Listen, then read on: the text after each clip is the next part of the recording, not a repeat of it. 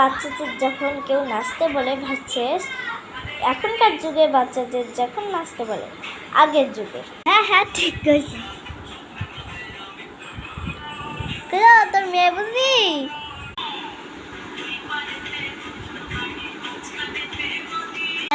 মা তুই আসছিস, আন্টিকে একটু দেখা তো, তুই যে একটা নাচ পারিস, কি জানি একটা নাচ। আচ্ছা ঠিক আছে, আমি নাচতে দেখাচ্ছি। ফুলি ফুলে তুমি আমার, আহা লজ্জা পেয়েছি।